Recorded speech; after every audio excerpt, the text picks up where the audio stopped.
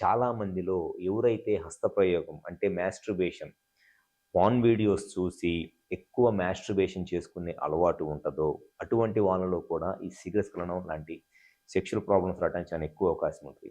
ఎందుకు అనంటే ఎవరైనా సరే పార్న్ వీడియోస్ చూసి మాస్టర్బేషన్ చేసుకునేటప్పుడు వాళ్ళ ఫీలింగు, వాళ్ళ మైండ్ సెట్ ఎలా ఉంటుంది అనంటే ఎవరు కూడా గంటల గంటలు బాత్రూంలో కూర్చొని మాస్టర్బేషన్ చేసుకోవాలనుకోరు. ఎందుకు అనంటే మాస్టర్బేషన్ చేసుకునేదే వాళ్ళు సెమెన్ అవుట్ అయినప్పుడు వచ్చే ఆ హ్యాపీనెస్‌ని ఎంజాయ్ చేయడానికి మాస్టర్బేషన్ చేసుకుంటారు. సెమెన్ అవుట్ అయినప్పుడు వచ్చే ఆ ప్లెజర్‌ని ఎంజాయ్ చేయడానికి మాస్టర్బేషన్ చేసుకుంటారు.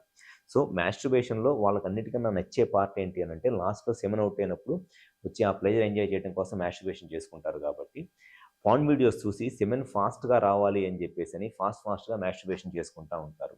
ఇట్లా ఫాస్ట్‌గా మాస్టర్బేషన్ చేసుకోవటం వల్ల స్లోగా ఈ పెన్నిస్‌లో ఉన్న నర్వ్స్ కూడా ఆ ఫ్రీక్వెన్సీకి సెట్ అయిపోతాయి. ఆ నరువుకి మెమరీ ఉంటది. అంటే ఆ నరువుకి పలానా పర్సన్‌ను సెక్షువల్‌గా యాక్టివ్ అయ్యాడు. సెమెన్ ఫాస్ట్‌గా ఎజాక్యులేట్ అయితే హ్యాపీగా ఫీల్ అవుతాడు అనే నరువు మెమరీ ఉండటం వల్ల అంటే పెన్నిస్‌ని వీళ్ళే పార్న్ వీడియోస్ చూసి మాస్టర్బేషన్ చేసుకుంటా ట్రైన్ చేస్తున్నారనమాట.